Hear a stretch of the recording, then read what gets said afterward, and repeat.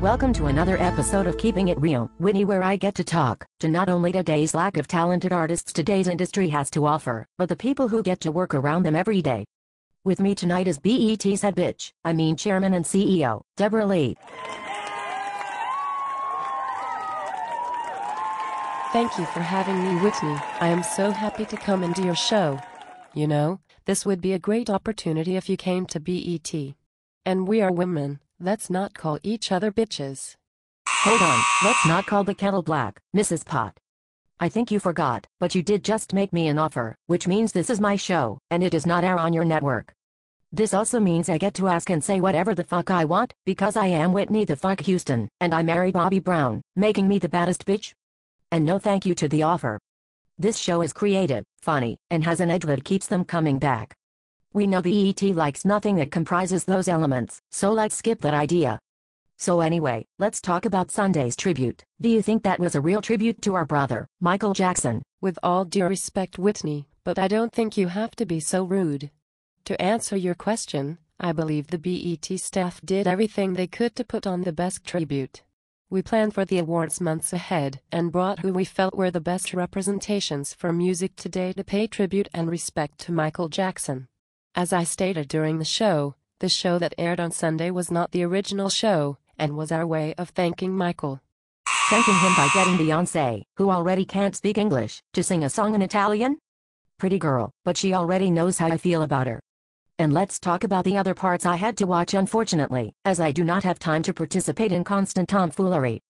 Let's talk about why I wasn't invited. I don't handle every detail, Whitney. And maybe that's part of the problem. Were people visibly drunk on stage? Did he supply the liquor backstage? I hear. Why not serve that at the after party? And why were the mics so short? Before you answer, please tell me why I wasn't invited to participate. Well, I am sure there was a very good reason. Was there a good reason for little girls under the age of 18 to dance to a song that exclaims to the world that Lil Wayne wants to fuck every girl in the world? So that beats having Diana Ross or a Bette Midler? She was right in Vegas, and could have made that flight happen ASAP. Don't you know what Wind Beneath My Wings does to the people? There was only so much we could do in a limited amount of time. A couple of pictures of Michael and Jay-Z won't cut it on this one, Debra. The death of autotune. Does that sound like a song befitting of a tribute?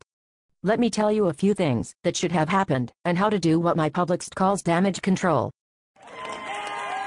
First, you have to do another show. Watch all the footage from CNN. They got people to call from trains, planes, and automobiles to talk about Michael. I guarantee they will give you some authentic stories befitting of ages 3 to 103. We appreciate all feedback at BET. The question is, when will you apply it? You've got the Cartoon Network running repeat episodes of the Boondocks where they tear all up into your ass, and now, this awards show. No footage on YouTube, so your legal rights and clearances department should definitely keep their jobs. But who was the stage manager? Why was Stephen Hill behind stage in a t-shirt? Are you that short-handed over there at BET? I believe you are starting to get out of line. I believe I am telling a truth, one you can't handle. Let's face it, that show will go on record as trash. Sure, there were 5 artists who helped to save the show, but if Jimmy was going to sit on a stool, and you were going to go over the top, should he have sat in a wheelchair or something? I mean, you already had the little girls, why not go over the top and just disrespect anyone, or other groups who haven't been touched yet? Well, Debra, I would love to stay and chat some more, but I have to start evaluating what solutions I can provide to change the mess that BET has created over the last 10 years.